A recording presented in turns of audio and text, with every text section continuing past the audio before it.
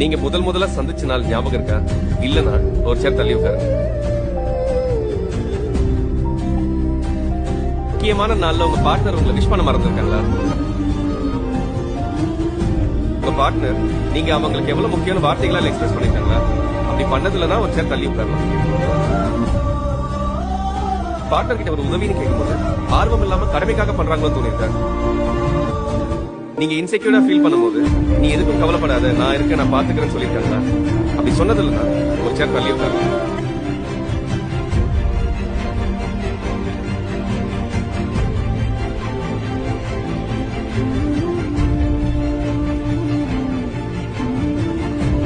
உங்க பார்ட்னர் விட்டு எவ்வளவு தள்ளி இருக்கீங்க பாருங்க.